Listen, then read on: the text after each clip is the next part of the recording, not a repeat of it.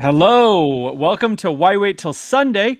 It is Monday night, and we have a very special edition of our show tonight because I've got the whole gang almost the whole gang from campus2canton.com, which is the new home of Why Wait Till Sunday. So thought it'd be a great time to bring everybody on board, except for our data man, Jarek Backus, could not make it tonight. But let me introduce. You can just wave for the camera, but we've got Austin, which is at Devi Dietz. We've got Colin at TC2C Decker. We've got Felix at Sharp Review and Matt Bruning at Sports Fanatic MB. You're probably familiar with all these guys if you follow me and listen to Why Wait Till Sunday.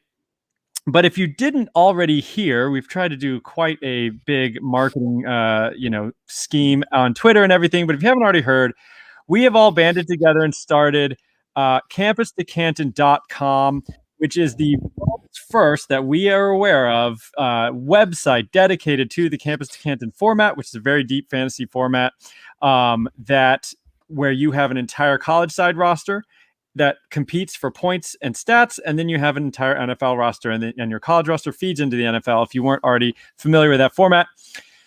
So we've got tons of stuff over there. We've got over 400 college players ranked, which is, I think, more than anyone else can really claim. We've got over 300 NFL players ranked by all five of us. We've taken the time to comb through all these players and put them there. The top 10 is available for anyone to see. And then if you want to get the deeper rankings beyond that, we do have a subscription plan. And what else? The other couple huge things is the Campus to Canton classifieds ads, basically, where you can look to find a league. We've got at least, I think, 6 posts right there now with leagues looking for players to fill. So a little more efficient than the Twitter version where you just send something out into the ether and hope that somebody responds.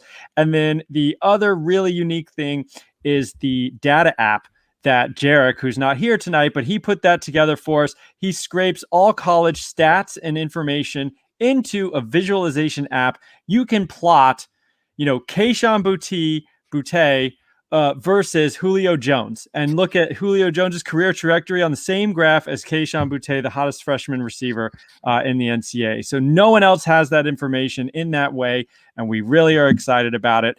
That's enough of me. But tonight, all five of us are going to be talking about our top 10 quarterbacks on the college side. This is all classes included, from the guys who will be in the 2022 class all the way to the incoming freshmen. So with that said, does anybody want to introduce themselves, or I guess we can just throw it to someone giving us their number one quarterback, and then we can all say if we agree or not? I also want to plug here that we are going to go deeper. I mean, much deeper than 10. We're going to go, through 100.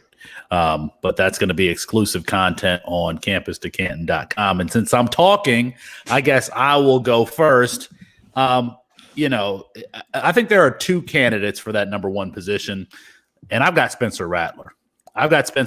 Because he's shown it a little bit more. I believe in DJ. And I think that we all, no, we don't. For some reason, Alfred has DJ at 4, which is just crazy. But I've got Spencer Rattler at 1. I've got DJ at 2. Man, Spencer Rattler can throw that ball. He's going to be in the Oklahoma offense. He's done it before. And I don't know, maybe somebody has an objection to having Rattler at 1, but that's how I've got it. Does anybody? You can see all of our rankings. There are some objections to Rattler at 1, so bring it. Who's got Rattler at 2 and why? Yeah, I'll start there. I have Rattler at 2. It's not because I don't like Rattler. Obviously, I love Rattler. I think he's really good, but we've seen it a little bit more from Sam Howell. We've seen it a little bit more consistently. Rattler did have that rough start to the year. He got benched at one point. It was for a very short amount of time, but he struggled to start the year, so we have a really small sample size from him. So just for the fact that I've seen Sam Howell do it for 2 years consistently, I have Sam Howell ranked just ahead of Rattler, but it is very close for me. As always, Colin is right. Sam Howell is by far the better quarterback than Spencer Rattler. Not even really a question. So what? Have you watched the tape, bro? I have watched the tape. Have you watched the tape? Sam Howell's better. I don't know. I think Rattler's just got that quick release that I just crave in my quarterback prospects. Really kind of that shortstop motion to me, firing across the diamond in a very almost from any kind of platform, he can just sling it. Howell to me is a little bit more of the traditional pocket passer. I know he does run a little bit, but I'll tell you, sometimes with Howell, his deep balls just flutter a little bit. It's a little bit of just kind of that heave with a big rainbow. And I am concerned that he doesn't have all the throws in his bag, whereas I'm pretty certain that Spencer does. Austin, where do you have these guys? I have Howell 1 and Rattler 2. And it's really, really, really, really close for me, like Colin said. But the big separator for me is that the college production between those two, I think Rattler will do better next year. But I think Howell is a slightly better NFL prospect. And since I'm only getting 1 year, probable 1 year of college production out of the two of them, that matters less to me than it would in the debate between DJU and Bryce Young or somebody a little bit, an underclassman compared to those guys. That's really the only separator for me, because I think they're both good players. And I fully expect Rattler to outperform Howell next year. Just, surrounding cast, the conferences that they're in, and, the Lincoln Riley, the QB whisperer. So I fully expect that, but I still would take Howell before him, I think. Fair enough. You mentioned something about getting, your college production. And when you take one of these players or rank one of these players, C2C is a unique format where you do need to consider you're getting stats on that side. So anybody who's listening to this or watching this that doesn't, routinely play this format or maybe dipping their toes into it, Austin, how do you judge that? How much do you weigh the fact, I'm going to get 2 or 3 years versus I'm going to get 1 year off the guy who's going to go to the NFL next year in terms of, your college production? Well, I think if you're talking about any of these top 4 quarterbacks, or really any of the guys, through the first 18 to 22 or so picks in these drafts that we're doing so far this offseason, they are all, high level NFL draft prospects, and they're probably going to do pretty well in college, from a production standpoint. Obviously, maybe, there's a guy here or there that has a bad year, but I think, those spots are reserved for the guys that can do both. And I think that's where if you have. Did he just mute himself? He muted himself. Yeah. Mid-talk. That was impressive. Mid-talk. That's very impressive. I didn't even see his hands move. It's like a Jedi mind trick. I didn't touch anything. I have no idea what happened there. You guys you sound a little bit different now too. My mic came unplugged. I'll be back. You guys talk. He kicked something. He's so upset that you two have Spencer Rattler over Sam Howell. He's kicking shit underneath his table. It's not even. It's not that bold. It's not that spicy to have. No, it's really not. We got two of us, me and Felix, and the rest of you have Rattler at 2, so it's not that crazy. All right, we spent a lot of time on the top 2. We'll see. If Austin wants to come in and mention something else. Anybody have a final word on the top 2, which I think is pretty Well, is it consensus top 2? Yeah, at least for us. For us, it's a consensus top 2. Look at Felix. Felix, why do you have Sam Howell all the way down at 4? Does he really have Howell at 4? He does. He's got Howell at 4. God, yeah. What is? Because he's the least physically talented of all 4 of them. I like the athletes, so I got Spencer Rattler, who's got a cannon. If Spencer Rattler has a cannon, then DJ Uiagalelei has like a rocket ship or something attached to his arm. And then Bryce Young, he can do the running and stuff. And so I got Sam Howell 4, man. That's why I got it that way. I don't hate it. I definitely defer to players, quarterbacks who can run a little bit. And Howell can, but I don't think in the NFL he's gonna do that. I am so committed now to ranking higher the players that I fall in love with personally. Don't give a damn what anybody else has to say about it. So if I had to do a draft, that's how I would draft him. I would draft him Rattler 1, DJ 2, Bryce 3, and Howell 4. I know we haven't seen Bryce. We've seen a little bit of him in the Kentucky game. We've seen a lot of him at Modern Day. And I just loved his style of play, man. He's the next Fran Tarkenton, Russell Wilson, all of that stuff. He's going to be great. I have no doubt about Bryce Young. He's my 3 for sure. So yeah, let's move on. So we've got the top 2 guys, Rattler, Howell. They're going to go, for most of us. I'm deferring to Howell. I mean, I agree. I actually don't disagree with Felix, but he's so locked and loaded top 5 draft pick that I feel like I'm deferring a little bit to that. I know what I'm going to get at the NFL level. But I don't hate Felix's rationale at all, and I pretty much subscribe to that myself. So then that leads us to the next 2. So we've got those 2. We've got the 2 coming up in the 2023 class in Bryce Young and DJU. Felix and I, again, are in lockstep there. I've got Young at 3. I've got 3 and 4. He's got 4 and 3, or 2 and 3, I guess. But what do you guys get? Giving it off to the rest of the folks on DJU and Bryce Young, because they're the next 2 that should come up together. It's DJU for me, easily right now. I shouldn't say easily, but we've seen more of DJU, so it's easier to see what he has. I know Bryce Young has more athleticism, but as Felix mentioned, DJU has got a rocket ship connected to his arm. If you guys haven't listened to the newest episode of Campus to Canton, actually, Colin and Austin go pretty deep into talking about these 2. And the biggest thing I believe that separated them for you guys was their weapons around them, right? That's kind of how you guys finally decided to separate between Bryce Young and DJU right now? Yeah, I mean, that definitely played a big role in it. I do have DJU ahead of Bryce Young. This weapons are a little bit more solidified there. Bama just lost a lot on offense there. They lost a lot of production. And I mean, we like the guys that are coming in at freshmen as wide receivers, but they're freshmen. So we don't really know what they are. And, DJU is going to get Justin Ross back, who, we could talk about him more in the wide receiver show, but I'm a huge fan of Justin Ross. Getting him back, I think, is going to be huge. And then, like you said, with DJU's arm talent is just special. It's just next level. It's I don't want to say generational because we just saw Josh Allen and Pat Mahomes with an arm like this, but it's on that level. It's a big time arm. Yeah, I mean, he can run a little bit too if he needs to. I mean, he's not a complete statue. What does Felix say? Cement shoes? Cement shoes, yeah, that's his new coin term. It's going on the t-shirt right next to I'm muted. He's not fully cement shoes, but I like Bryce Young's ultimate upside. That's why I've got him 1 step ahead of DJU, but I don't think you can go wrong with any 4 of these guys.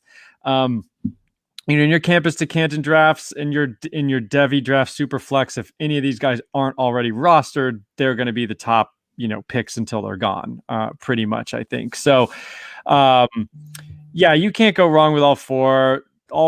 I guess the only guy who's not tracking to be a top 5 pick right now is Bryce Young, because we just kind of don't know, but the assumption is he will be. But I think DJU's for sure tracking there with the little bit we saw last year. Now it's going to get tricky. I think we're going to start, as these drafts do, or as these rankings do, as you get deeper and go deeper into the classes and whatnot, the evaluations are going to be very volatile. And that's what's so fun. I mean, I know that's what I love about either Deep Devi or C2C, because you can really just do what you want. I mean, you can just pick your players, you can get your guys, and it's not, those ADPs are a little bit more loose. So next for me is Kedan Slovis, who I loved after his freshman year. And then I just kind of fell off a little bit. I think the arm may have some questions, and he just didn't look as sharp in a weird season. I mean, Pac-12 season was one of the weirdest, even worse than the Big Ten. So I'm giving him a pass, but he did fall behind everyone else. Where do you guys have Slovis? I think I'm the high guy on Slovis still at 5. Yeah, I don't like him. I'm at 6. Yeah. I'm just not trying to chase that Joe Burrow profile, and that's the type of player he is. And I think Joe Burrow is an outlier, and I'm not chasing outliers at the position.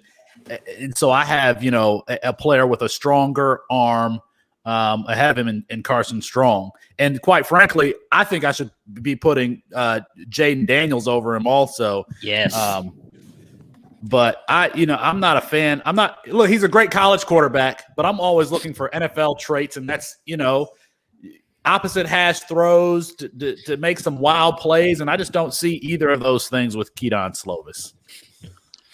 I think Slovis makes Burrow look like Michael Vick. Really, if you're gonna make that comparison, seriously, I think Burrow has this. That's the clip of the show right there. Yeah, Burrow has a stronger arm, which is nuts to sit here and say that Joe Burrow's arm is way stronger than anybody's, but Burrow's arm is way stronger and he's way more mobile. Slovis can barely move back there, man. It looks like it's a chore when you ask him to really move off his spot. I would say, though, he can navigate. I think he navigates the pocket really well, but maybe outside of the pocket or off script, yes. But inside structure, I think he can really move around pretty nicely. And how many quarterbacks in the NFL right now are there that's how mobile they are? Yes, you're right. I'm probably going to drop him after this conversation. I'm pretty sure. You should drop him after this conversation.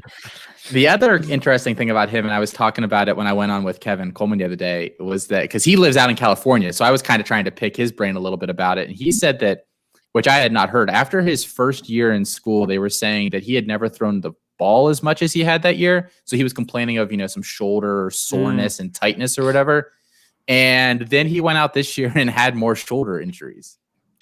That's shoulder injury on top of shoulder injury. That's not really good at all. So I think that's something that we really have to monitor, because I hear people saying, well, he was injured this year and so he'll come back next year. Okay, but now he's had it for 2 straight years. I don't know. That's very concerning to me. And like you said, not the strongest arm to begin with. So then you take even a tick off that, we got an issue.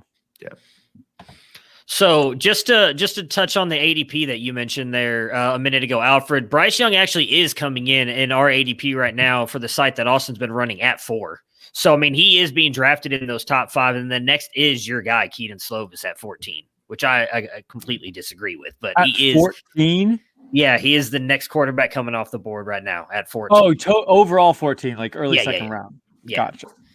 Yeah, I'm with Felix. I have both Jaden Daniels and Carson Strong over Kedan Slovis. And Daniels, the biggest thing for me that scares me with Daniels, obviously he's got that great athleticism, but his completion percentage, I believe, dropped to 50. Was it 50? It was 58. I was going to say 57 last year. Now that, again, I don't know how much of that was the weirdness of the Pac-12 season, though, as well. Not getting any real practice time or anything like that. Any time to improve what he was improving on or looked better in his freshman season. As things was moving forward, he looked better and better. I don't want to negate all of that into the weirdness of the season because they only played 4 games, Arizona State did 4 games. So he only got to play in 4 games, didn't have Darby in most of those games. I think I don't want to write it off completely, but I do want to see that improved on this year. But even then, I just think he's got more upside than Kedan Slovis. Yeah, I'm 100% with you there. I have Daniels as my QB5, and Daniels only threw 84 passes total this year through 4 games. His last 2 games on the year, he threw 11 passes and 15 passes. So there's just such a small sample size this year. Now, I like Daniels' mobility. I like his numbers from last year a lot better. Now, obviously, it wasn't a phenomenal completion percentage. It was 60.7, but it is better. And he just doesn't turn the ball over. He's such a smart quarterback. Last year, he only had 2 interceptions through the whole season. This year, he had 1. And again, it's through 4 games, so small sample size, but still, I like how smart he is. And with his legs, too, that he brings another aspect with his legs. But he's also a very, very smart runner. You don't see him taking unnecessary hits. And he's very slight, so that's a good thing. But he steps out of bounds. He'll still slide. He'll get down. So, I like his IQ a lot as well for Daniels. Yeah, his yards per attempt was pretty okay, 8.3, little down from his freshman season. And you're right. I think the volume just I don't know what that Arizona State's had truly one of the worst seasons because they were so stutter step with their entire schedule and canceling and all this kind of stuff. But 701 yards in 4 games. I mean, that's awful. I mean, just awful. And they're giving it to a JUCO transfer running back and a true freshman running back. So it's not like they had, Najee Harris back there where they were just leaning on him. They had fresh guys and they wanted to run the ball. I don't know. I think the tools are there. I probably wouldn't move Jaden Daniels up. I think Slovis is going to come down, but I don't know if Jaden Daniels is going to go up for me until I see a little bit more. I agree the tools are there, but I haven't seen him put it together just yet. And that completion percentage is concerning. I mean, through his career now, he's sitting at 60%. That's just not quite going to cut it in the Pac-10, Pac-12 for me. Slovis is basically sitting in this spot for me. I think I have him at like QB8 just by default because there really is not a lot of other guys there. We're waiting for somebody to step up into that space behind the top 4. Slovis is there because he's had one really good year in college. And even if, he doesn't keep his projection toward the NFL, you would think that keeps him in college maybe 2 more years at USC. With a lot of weapons around him, I think he'll still score a lot of points in a campus to Canton league. I think that's the only thing helping him maintain his value where it is. If he looks bad the first game or two, he's going to drop down my rankings crazy. No, I think you're right. Yeah. Just because if he's not scoring points in college, then I don't know how much he's actually worth. I'm thinking he's going to fall 2 or 3 spots when I update, and it'll be tenuous there, like you said. I mean, it's going to not take too much to fall further, I think. That's probably a good call. I have a question for you then, Austin, because me and Felix are both very high on somebody that I think is already better than Kedan Slovis, and you have him right there in the same range at 10, so why hasn't Carson Strong jumped him yet if he's just sitting there as a guy who's okay? I think Carson Strong, again, I understand Mountain West not the greatest. As Kevin was on with me today doing one of our exclusive content videos for the site, was talking about nobody plays defense in the Mountain West, and I get that, but I think Carson Strong has already shown he's a better prospect than Kedan Slovis, so why is he behind him for you? I have not watched as much Carson Strong as you guys have. I'm pretty sure I've watched 2, maybe 3 games of them. It's a team that's really high on my list to sit down and watch all of them over the next month or so. Him. I like a lot of their receivers. I've been really intrigued by Cole Turner, their wide receiver, tight end kind of hybrid guy. I like Elijah Cooks. I like Dubs or Dalbs or however you say his last name. Romeo Horton, that true freshman wide receiver that broke out for them last year. I like their running backs and Toa Tawa. I like all those guys. I just need to sit down and watch them individually and kind of pick them apart and see what's there. My philosophy, honestly, in these drafts is if I don't get one of the top 4 quarterbacks, I just don't like any of those values. I'm punting until like quarterback 30, and I don't care. Yeah, I mean, I think that's pretty reasonable if you don't get the top 4. Yeah. Yeah, we actually talked a lot about that. Again, I'm going to keep plugging the site. We did an exclusive content video today. Me, Derek Bosworth, Carl Bagley. I said a very inappropriate name for him today on the show. He got me on that one. Carl Bagley and then Kevin Coleman. We did a little C2C startup video, and that's what we talked about. It was a big discussion on those quarterbacks on what to do after those top 4 or 5 go. How long do you wait? Who do you take next and in what range? So I'm with you guys on that. Carson Strong is a guy that, in all honesty, I'm targeting. We've seen him go really late. I was going to try and pull up his ADP really quick. So his ADP is... Where did he go on here? I can't find him on this sheet now. I know he's somewhere near the top. He's going as quarterback 14 because I'm writing an article about like our monthly ADP trends, and he's a guy that I have that's going too low based on where we all have him ranked and just where he probably should be going in the first place. He's going toward the end of the 4th round. I actually got him in the 5th round of this one. We did our own startup, and I got him at like 5.5, and I'd love to take him there as my first quarterback because 4 rounds of loading up on running backs and wide receivers and then taking Carson Strong as my number 1 college quarterback, where, again, even if he ends up only being a backup in the NFL, which I think he's got the NFL talent, he's going to put up a ton of numbers in the Mountain West Conference this year, so he's going to help you on the college side at least, and I do think has some kind of NFL future. But Felix, it's good what to are use your a thoughts? player as it's good to use a player as a baseline to say, is this player a first-round draft pick? And think about Teddy Bridgewater when you compare Carson Strong. Drop back passer, was prolific at U of L. Carson Strong is, but has a much stronger arm. And so if you think about Teddy Bridgewater went in the first round, I think that Carson Strong is a much better prospect. So I could see him going, in the 15-ish range in the first round next year, in addition to being able to potentially lead you to the playoffs in your campus on the college side of your campus to Canton leagues. So Carson Strong is actually my third ranked quarterback for the 2022 class. And I got to call you out on something, Felix. Okay, but to get him at quarterback 14, that's exactly what I got.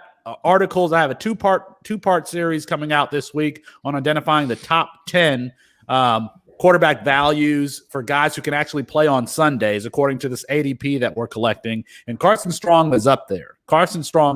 So go to campus2canton.com. The first part will be dropping tomorrow morning, and the second part, picks 10 through 6, will be dropping tomorrow morning, and picks 5 through 1 will drop on Thursday. So, okay, what's up, Alfred? Here's my question. You just got through this wonderful soliloquy about running quarterbacks, and you've got Carson Strong at 5, and he had negative 95 rushing yards last year. So I mean, is that a question? Like him, but number 5 for a guy who's as mid shoes as you could possibly be, he's negative. So if you're a drop back passer, then you better have a damn strong arm. That's why Kedan Slovis is lower than Carson Strong for me. If you are an athlete and you can run the ball, then I don't really care as much. It's comparative. So I think that Carson Strong has an elite arm, borderline elite arm, I should say, for the college game. So that's why he's as high. And plus, no, he's not a runner. In college, they take into account sacks anyway. That's true. In rushing yards. So I'm just like, whatever. I will say. So you don't have to be an athletic quarterback to be good. Is that what you're saying? Interesting. No, I'm not saying that. I'm looking forward to a little conversation we're going to have later. Okay. Sorry, Colin. I didn't mean to interrupt. You're talking about Kyle McCord? No, I don't know who I'm talking about. For the exclusive when we get there. We're not getting into freshmen until you got exclusive stuff. Excuse me, I'm pretty sure I had a freshman in my top 10. So I almost had a freshman in my top 10. I do have a top 10. Do I have a freshman in my top 10? Well, no, never mind. Yes, I do. I do. I have 2 actually. All right. I have 2.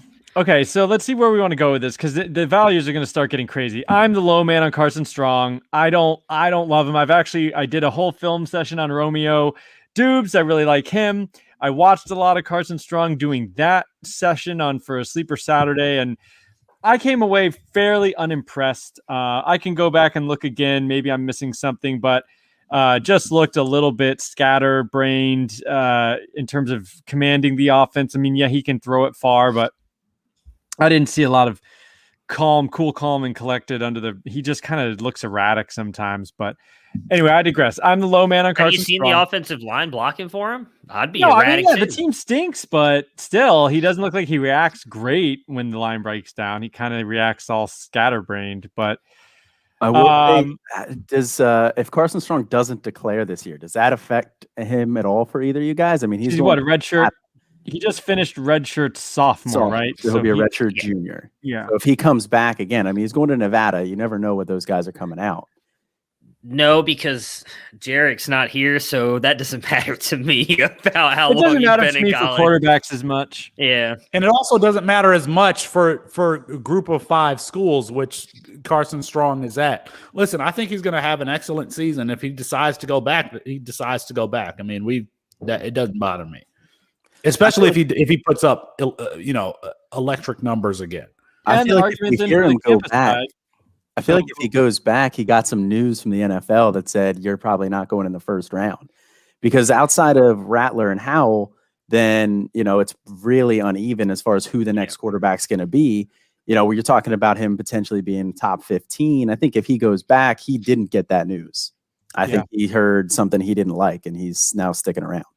But that could be possible just because of where he's going to school, though, right? I mean, how many of those guys do you see come out that get that kind of draft capital to begin with? Like, I don't know if it's necessarily he's getting a bad grade, or maybe he thinks he can go in there and compete. Maybe Bryce Young has a bad year. I mean, there's a lot of different factors.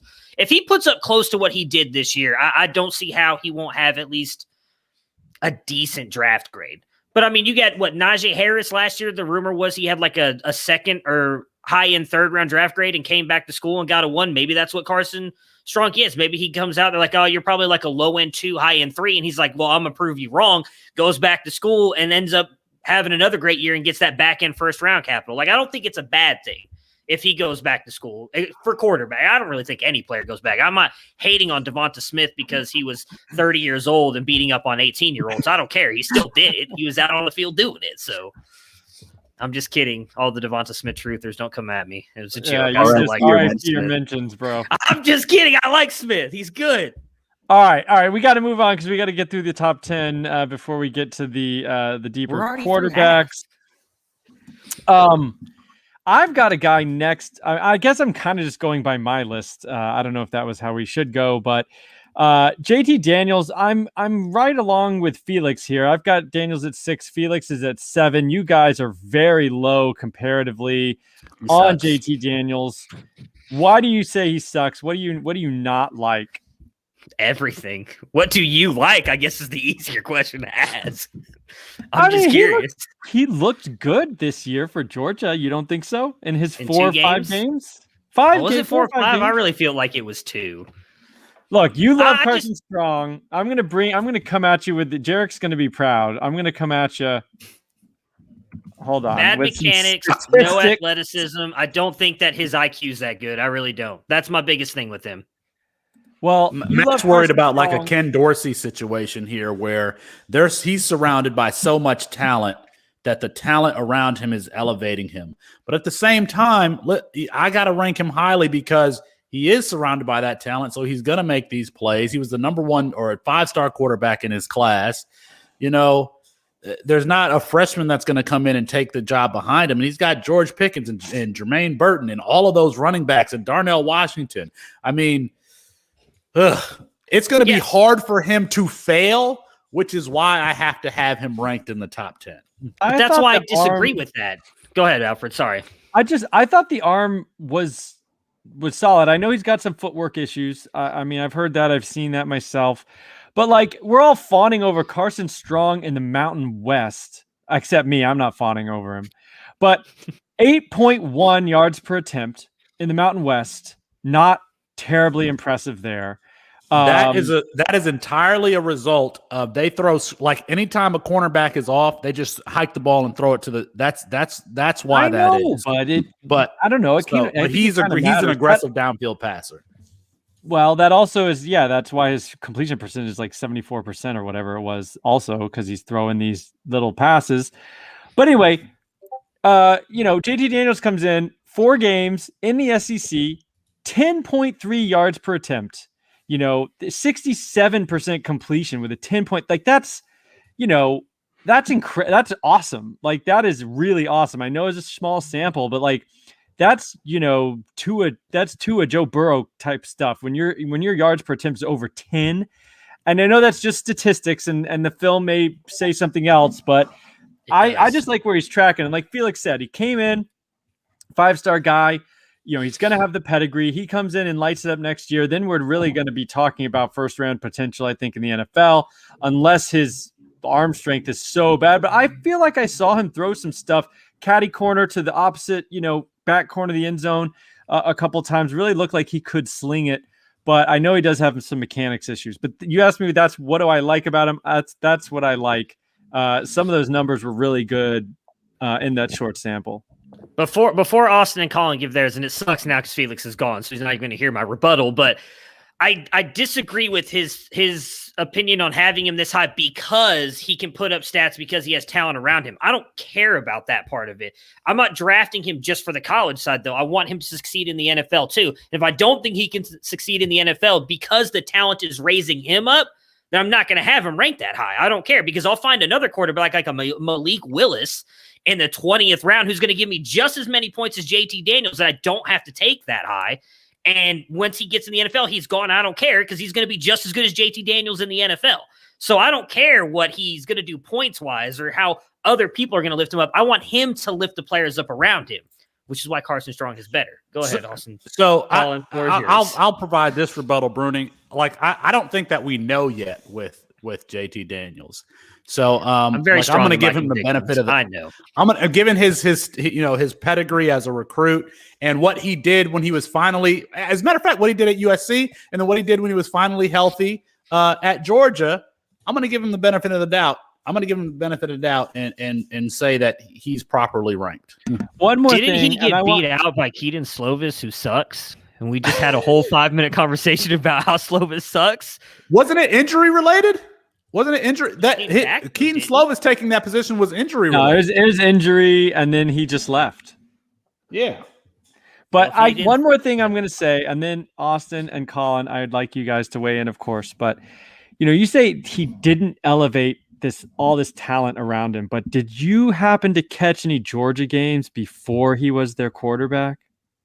No, because they had guys like my talent out there throwing the ball. So no, it really didn't seem quite. Well, those guys, all that talent around him didn't elevate Stetson Bennett, didn't elevate DeJuan Mathis to do anything at all. I mean, because when you're asking Matt Bruning to go out there and throw the ball to George Pickens, as in Stetson Bennett, it's a little bit different than JT Daniels. I'm not saying JT Daniels is a trash can out there like Stetson Bennett. If you or your family's watching, I apologize. Not necessarily comparing you to a trash can, but if you're talking about those guys, I'm not comparing the two, but I'm saying that JT Daniels is a step over Stetson Bennett, but that doesn't mean he's a step above what Carson Strong can do or Jaden Daniels or a top 10 quarterback. I would rather take a guy who's a freshman in high school right now over JT Daniels. Oh my. I just think he elevated. I mean, I actually think the opposite of what you're saying. I think he did elevate that offense. He got it to click. They looked explosive when he was their quarterback. And I thought he kind of did elevate that talent that was just dormant with all these other, trash cans. No offense. Yeah, I mean, I think with JT Daniels, I think there's a very clear distinction between Georgia's offense at the beginning of the year and when he took over. I don't think there's any real arguing with that. I mean, he looked so much better, and you saw the numbers look better. He unlocked Pickens, he unlocked Burton. So yes, I think that JT Daniels is going to put up some big numbers next year at Georgia. Now, I don't necessarily think he's a great NFL prospect right now. He's not very mobile, something we look for. We've mentioned it before.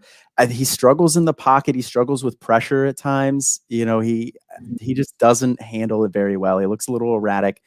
And, yes, he had that huge YPA, the huge yards per attempt this year. I don't think that's sustainable. I think that's coming back down. His completion percentage, I think, probably coming back down as well. So, I think his efficiencies are just at an unsustainable level as well. So I think that overall, while he'll put up some really nice numbers for you next year, I think he's more of a name value right now. And I think that he's a candidate to get overdrafted based on his name, based on his school. Yeah, if you look at his ADP right now, I think he's getting overdrafted. And I think a lot of it just has to do with people are trying to fill that void. No matter how many times we tell them, just after the top 4, just stop taking people for like 5 rounds. Just don't take a quarterback. People are not listening to that. And, he's going quarterback at QB 8 at an ADP of 28, which is like early round 3. And if you just look at the skill position guys that go in that range, you're talking a Jace McClellan, Kendall Milton, Jermaine Burton. It does drop off a little bit after there, where it's Damon Demas, Jackson Smith and Jigba, Will Shipley, Quentin Johnston, but those are still guys that I think I can reasonably project better to the NFL than I can JT Daniels. Yeah, that's fair. I mean, I think his pro prospects are unknown. I'm a little more with Felix, where he's getting some benefit of the doubt from me, but obviously not from everybody, and that's why this game's really fun. I mean, I was impressed, and honestly, if you put them side by side, Carson Strong or JT Daniels, I was more impressed with JT Daniels. But we all have our own, That is why you need to go to campustocan.com, join the Discord, and tell Matt, Colin, Austin, and Alfred why their rankings suck. And there's one guy whose rankings are outstanding. That's why you need to do that. Go to campustocan.com, check out all our rankings. Oh, are Jarek's rankings up? Did I miss Yeah, I was that? going to say Jarek's rankings haven't been put in yet, so they can't tell him that yet. Well, Thank you for a word from our sponsors, Felix. Sponsored by CampusToCan.com. But yeah, I mean, the Discord really is fun, and you can absolutely go in there and just give us hell about our rankings. That's part of the fun. I mean, you could do it publicly on Twitter, but it'll be more appreciated in the Discord. So let's go to a guy I wouldn't have gotten to on my top 10, but consensus, I'm very low on him, and everybody else seems to like CJ Stroud from Ohio State. He's the consensus number 8 when you put our rankings together.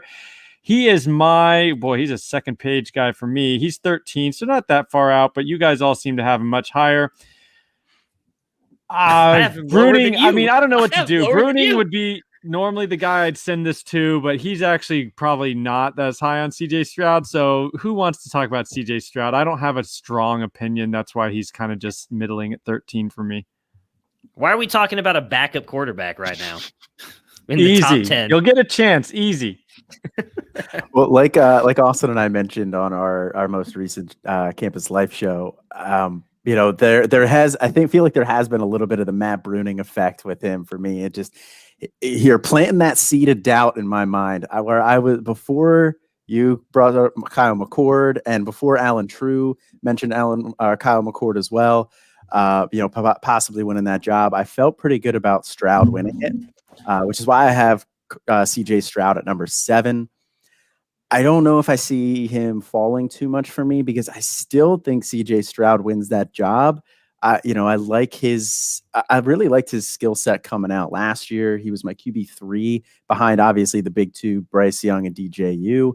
But I like his skill set. He's mobile. He lit up the Elite 11 last year. He was the MVP of that, I believe, right? The year he was coming out. Yeah, that's when he his recruitment really went crazy. Yeah, so I mean, he showed it against some top competition there. So I think he's still going to win that job, but like I said, you keep putting that little kernel of a doubt in the back of my mind there, Bruning. I will not move CJ Stroud even if he gets surpassed, because that's totally admitting that Matt was right, and I'm not going to do that. So that will never, ever happen in a bajillion years. CJ Stroud will be my quarterback 8 until the end of time on the website. I like your conviction. Thank you. I respect that. I hope you hold. I would love just an honorary CJ Stroud QB8 forever. Yeah. Like it just never changes. When he's goes playing to the at NFL. Toledo next year, and then Alfred's just gonna, Austin's just gonna be like, nope, QB8. He can still I get love how there. we put all the transfers in Toledo. That's where all the transfers are going to Toledo. Yeah, I'm not too terribly impressed with him. I don't know what to do with the Ohio State quarterbacks. I mean, we talked about this on the Devi debate last week about this whole sandwich situation with all the quarterbacks, and you got Stroud and you got McCord, and then whoever starts this year, then you got to deal with Quinn Ewers coming in, who's God mode as a prospect, and we will see, maybe he'll bust like almost every other guy with a 1,000 rating on 247 or 24/7. But anyway, Can I I ask know. a question? Can I ask a question to Austin and Colin? Because I mean, you guys are dialed in and you're smart guys. What percentage chance would you say right now that Quinn Ewers actually ends up at Ohio State in January of 2022? And then what percentage, if Kyle McCord wins the job, where would you put that percentage? Man, that's a tough one. I think that there's still probably 75% chance that he's going to stick around at Ohio State regardless, because most of these guys where you see coming out of high school, like most of them are very confident guys, and they're like, I can beat out anybody for this job. I feel like that's probably the mindset that he has. So I think that he's probably going to stick with Ohio State. Now, obviously, especially if Stroud wins the job, because if Stroud wins the job, then you have to think that the quarterback from Ohio State who won the job, he looks good. He's probably going to leave after his junior year. Then, Quinn Ewers only has to sit for a year. If McCord does win the job, then, maybe the percentage drops to maybe like 60%, but I still think the overwhelming, odds are that he's going to end up at Ohio State. Guys don't really decommit from Ohio State. They're not Clemson level, where it was huge news when Corey Foreman decommitted from them because they hadn't had one, and they have like a board up in their locker room. It's been X days since our last decommit or whatever. One of those things, and it's years and years and years. Guys really only decommit from Ohio State when they get recruited over. Like obviously recruited over. Like they have like a low 3-star kid, and then they load up at D-line at the last minute, and all of a sudden there's not really a spot. So I think that Ewers is almost a guarantee to go there, to be completely honest. And, because he was already committed one other place, and then this stuff was already all mapped out at Ohio State, and he chose to commit there. So I think he's well aware of what the situation is. And, like we talk about all the time in Devy debate, those guys go in there and they welcome it. So I don't see him decommitting. Do you, Matt? No, I don't. What's going to make it very interesting is if McCord does win the job, and it's not going to be an apt comparison because I know Lawrence was a freshman, obviously, but was it Kelly Bryant, right? Am I remembering that correctly at Clemson? I think that's what's going to be interesting is, and obviously you're going to have Ewers going into his sophomore year, McCord going into his junior year. Could that be a battle for the job at that point? It's all going to depend on how good McCord has been playing those past 2 years, and if McCord wins again, at that point, does Ewers transfer? Because he's only going to get 1 year of playing realistically before I don't see him as a guy who supposedly as talented as he is staying for his senior year at Ohio State. So that's when things are really going to get interesting. But I think regardless, he's going to go in there as a freshman, and maybe it's one of those, hey, sit this year, learn the offense, and then next year you'll get a real fight and you'll real battle to try and win the starting job over McCord, and that will become a very interesting battle in 2023. Which I do expect to happen because I do expect him to win the job. That's why he's a top 10 ranked quarterback for me right now. McCord? Yes, he's my number 10. Yeah. I'm not kidding. He's number 10. All right. We'll get there. Next we won't get there. Everybody else has him like way lower. So I had to throw that in there because. Oh, yeah. Well, you can. Yeah, because next is a guy I want to be higher on. I want to move him up even more. I am the high man on Desmond Ritter. He's the consensus 9 for our group, and I've got him at 7. I probably, I think he's going to go above Kedan Slovis for me, but y'all have him. Some of you guys, Colin, 18. I really just, I don't know. It's like we're taking Carson Strong or Desmond Ritter. What do you guys see you have Carson Strong so much higher than Desmond Ritter? He's got the dual threat ability. It is a G5 guy, but his completion percentage has been really nice. He's been, I don't know. Is it the tape, decision-making stuff that's not in the stats? Because, from a pure tools perspective and fantasy perspective, I kind of really like Ritter, especially, if he's going to be a second-round pick in your rookie drafts and stuff, he's going to be a little bit of a value. And then, he could bust up like Jalen Hurts did or something like that. Yeah, I think Ritter's a great fantasy quarterback on the college side. He finished last year with an average of 29.5 fantasy points per game, which was just ahead of Trevor Lawrence, just ahead of Dylan Gabriel. He adds like a really nice threat with his legs there, 592 yards. I think the 12 touchdowns from last year is unrepeatable. I don't think he gets 12 rushing touchdowns again. That'll probably drop closer to his, first and second year average of 5. So, I think that's going to drop a little bit, but I don't think that's going to affect his fantasy output too much.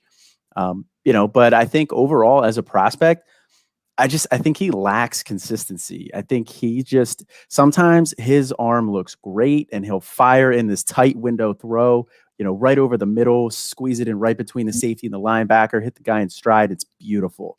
And then the next throw, it's all over the place. He misses a guy on a screen. He throws it high over his head.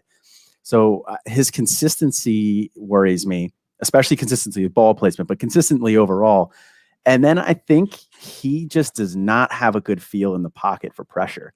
I think he keeps his eyes up, which is really nice, but he just does not feel the pressure very well. He takes a lot of hits. He takes some unnecessary sacks at times.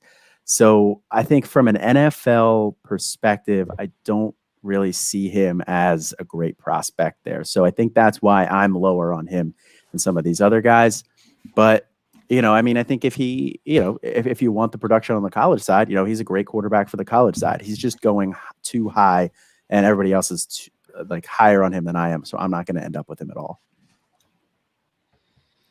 Yeah, I'm with you, Alfred. I'm with you. I like Ritter a lot. My biggest concern is something that Colin just mentioned, and his consistency. Obviously, I don't think his mechanics are all that great either, but I think some of that is because of Cincinnati's offense. I'm not comparing him to Trey Lance because he doesn't have quite like the arm that Trey Lance does or even the athleticism, but I feel like when watching Trey Lance's tape, North Dakota State does everything they can to make Lance the weapon that he is because he's just better than everybody on the field. I feel like they use Ritter's legs too much sometimes at Cincinnati and don't let him use the arm, so he hasn't really been able to kind of work on that. I do think that he could be very much like a Lamar Jackson at the next level if he goes to a team that is willing to build around him and kind of help what's the word I'm looking for? Like groom him and continue to help him grow, because I think he has all the tools to be a very good quarterback. He just hasn't quite developed to that stage yet. All right. So we will try to kind of wrap this thing up with a little bit of a bow for these top 10. We've given a nice conversation on everybody. And the last one in the consensus is going to be Grayson Mccall comes in at 10 for our group. And he is a very interesting discussion. I'm actually going to recuse myself for the moment on what I think. I want someone else to talk. Let me just say the high guy on McCall is no surprise Felix because of probably the rushing ability. But Felix, you got the floor on Grayson Mccall, Coastal Carolina, Cinderella season, and now he is a top 10 quarterback for you. Tell us about it. So Grayson Mccall is an athlete, but as an NFL prospect, he has time. So he's going to be at the helm of that offense for probably another 3 years, I'm guessing. And he's already shown the requisite athleticism to be an NFL draft pick, not in day one, but an NFL draft pick. And so the question is whether or not he has the NFL arm to be an NFL draft pick. We don't know that yet. I think that he might. I posted some clips very early in the season. I even wrote an article on Dynasty Nerds about Grayson Mccall very, very early on. And he gets time. Somebody like a senior who hasn't really taken a lot of snaps, they're not going to get as many reps. But Grayson Mccall is. He's going to be in an explosive option offense for the next 4 years. So we could see him really develop. The fact that he is a redshirt freshman starter is really big for me. And the fact that he played as well as he did this year is really big for me. So we know that he has the requisite size, he has the requisite athleticism, and whether or not he has the requisite arm, we're going to find out. All right, so it sounds like this is a ranking on tools and the clay that he will get molded into. But who else doesn't like him? I mean, you mentioned option offense. I think that was the thing that once I kind of turned on some tape and started watching a little bit myself, it was like some true option stuff. And I mean, that just to me wasn't it wasn't like read option stuff that's going to the NFL. It was like legit, like two running backs back there and the full like student body left type option stuff. So that concerned me as to what their offense is, translating to the NFL. Anybody else got some thoughts? I think he's the hardest quarterback in the top 10 to project right now of guys that we've seen play. Based on what you guys have just said, with the option offense, not a particularly strong conference where we're going to get to see a lot of games with him challenging himself. And I haven't looked at what their schedules are the next couple of years to see, if they have like any big non-conference games on the slate. I have a hard time believing they do because I don't think that they expected to be good. Like, teams always want to be good, but you schedule those games as those teams in a year where you think you're building up to, if we get this one big out of conference game and we win it and then we go undefeated in our conference, we have a chance for a big bowl game. I don't think that they ever expected to be kind of in the situation that they're in. So, but I do think he's going to score a lot of points on the college side of things over the next couple of years. They really only lose Maribel from that team this year, right? I think everybody else comes back. So at the very least, I think he has a really good year in 2021. Yeah, Isaiah Likely, the tight end, who's going to be an NFL draft pick himself. Jalen Halai, he's going to be back to the deep threat for him. So he along with Malik Willis, he's a G5 guy that could potentially lock you into the playoffs on the college side of your campus to Canton leagues. Over the next 2 years, their best opponent is likely going to be Army. To answer your question there. Did you just look at that? Oh man. I did just looked it up. Yeah. They don't have their full 2022 schedule up yet, just 2021. And I mean, it's Texas State, Buffalo. Who is the other ones here? I'll look at it really quick. Arkansas State, Appalachian. Well, Appalachian State's okay. Troy. Well, South Alabama. Yeah, that's Sun Citadel. Belt, though. Yeah. They don't have anybody. That's going to really be tough. Good. Well, you bring up a guy that we will probably, this is a nice segue. We'll probably get into the, in that, subscribers only content, but why really should Grayson Mccall be so much higher than Malik Willis other than he's a redshirt freshman? So that's a question maybe we can ask. Cause I think, waiting and going with Willis and getting a pretty elite year on the college side, at least next year is going to happen. And then, NFL prospects, is Grayson Mccall really that much better as an NFL prospect? I don't know. But like you mentioned, Grayson Mccall is going to give you 3 years probably on the college side of extremely, good production. So, and C2C that matters, and in straight Devy, it doesn't. So, anyway, well, that's a pretty good review. Let's go back on the top 10 consensus for our group. And obviously we discussed a lot of names, but just to recap, number 1 consensus based on our group is Spencer Rattler, Sam Howell at 2, DJU at 3, Bryce Young at 4. Is this right? This is right. Yeah, you're good. You're nailing it. Yeah. Jaden Daniels at 5. Well, I was surprised that I was surprised Bryce Young was 4. I thought Jaden Daniels would be, but it's Daniels at 5, Slovis at 6, Carson Strong at 7, CJ Stroud at 8, Desmond Ritter at 9, Grayson Mccall rounding out that top 10. And that's our consensus. That is available for anyone to take a look at. If you come to C2C or campus2canton.com, you just want to check it out. We have the top 10 of all the positions ranked for you on the campus side. So it's college players, and on the pro side, the Canton side as well. If you want anything deeper, you're going to have to, open up that pocketbook.